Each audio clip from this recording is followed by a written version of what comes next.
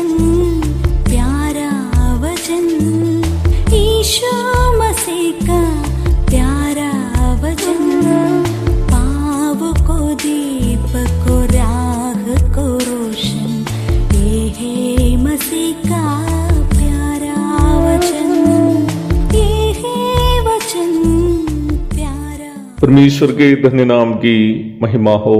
प्रभात मनन के सत्र 1836 में आप सभी का बहुत ही विनम्रता के साथ स्वागत करता हूँ। आइए आज के मनन के लिए हम एक और बार पढ़ते हैं इब्रानी अध्याय 4 पद 7। इसलिए वह किसी विशेष दिन को ठहरा कर इतने दिन के बाद दाऊद की पुस्तक में उसे आज का दिन कहता है, जैसे पहले कहा गया, यदि आज तुम उसका शब्द सुनो तो अपने मनों को कठोर ना करो। कल हम संक्षेप में ये मनन किए थे कि यह विश्राम जिसकी चर्चा इब्रानी के 14 अध्याय में हम कर रहे हैं, पाने का दिन आज है। अर्थात प्रत्येक दिन हम विश्वासी इस धरती पर बिता रहे हैं। हर एक दिन हमें इस विश्राम को अनुभव करते हुए जीना। यदि अब तक अनुभव नहीं किया हो तो आज इसे पाना है या आज से पाते रहना है। परंतु पढ़ी गई पद में इस विश्राम को पाने का एक शर्त भी बताया गया है। आपको इस बात की अवश्य जानकारी होनी चाहिए कि परमेश्वर के आशीषों में उद्धार के अलावा कोई भी अन्य आशीष मुफ्त या सौजन्य नहीं है। उद्धार के अलावा सभी आशीषों को पाने के लिए हमें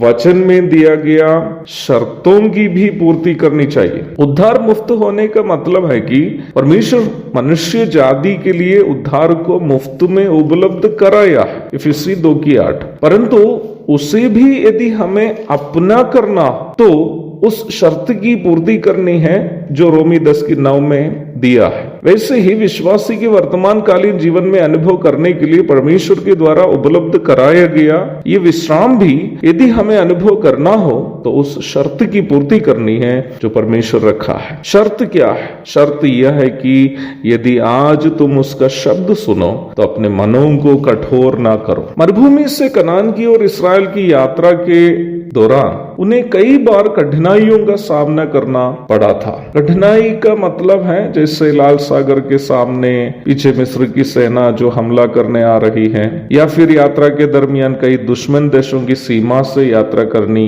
अपने बीच के अविश्वासी लोगों से उत्पन्न समस्याएं, खाना पानी आदि दैनिक जीवन की आवश्यकताएं आदि आदि कठिनाइयों का सामना करते हुए उन्हें मरुभूमि से यात्रा करनी थी। परंतु अवश्य ध्यान देने की बात यह है कि निम्न कठिनाइयों एवं आवश्यकताओं के समय भी परमेश्वर उनके साथ दिन में बादल की छाया, रात में आग का खंभा बनकर उनके संग संग चल रहा था। उन कठिनाइयां परमेश्वर की जानकारी से ही उनके जीवन में आ रही थी। परमेश्वर उन कठिनाइयों को इसलिए उनके जीवन में आने दे रहा था ताकि वे उन कठिनाइयों के बीच परमेश्वर पर भरोसा करना सीखे और परमेश्वर की सेवा के लिए वे प्रशिक्षित हो सके। परंतु ये बड़ी दुखजनक बात थी कि इस्राएल के लोग उन कठिनाइयों एवं परेशानियों के दरमियान परमेश्वर का शब्द अर्थात उन कठिनाइयों एवं परेशानियों से वो उद्देश्य जो परमेश्वर उनके जीवन में पूर्ति करना चाह रहा था समझ नहीं पाए। इसलिए उनमें से बहुत सारे लोग परमेश्वर का उस विश्राम भी अनुभव नहीं कर पाए जो परमेश्वर उनके लिए रखा था। देखा जाए आज हमारी भी स्थिति भिन्न नहीं है। जीवन की कठिनाइयों एवं परेशानियों के सामने हम ये भूल जाते हैं कि उन कठिनाइयों या परेशानियों को हमारे जीवन में परमेश्वर ही दिया है। परमेश्वर की जानकारी से ही उन परेशानियां हमारे जीवन में आई है। इसलिए हमें परमेश्वर पर ही अधिक भरोसा करना है। हम इस बात को अक्सर भूल जाते हैं और हम अपनी बुद्धि क्षमता और आर्थिक क्षमता से अपनी कठिनाइयों एवं परेशानियों का समाधान करने की कोशिश करते हैं। और जब हम ऐसी कोशिश करते हैं तो कभी कभी तात्कालीन समाधान तो प्राप्त कर ही लेते हैं, परंतु उस विश्राम को हम खो बैठते हैं जो परमेश्वर पर भरोसा करने वालों को प्राप्त हो जाता है। इसलिए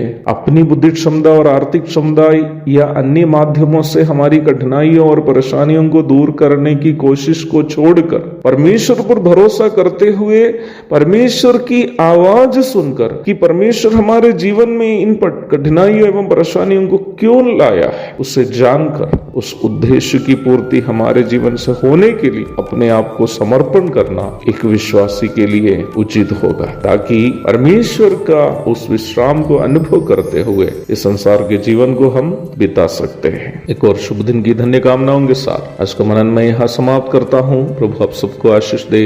आमीन।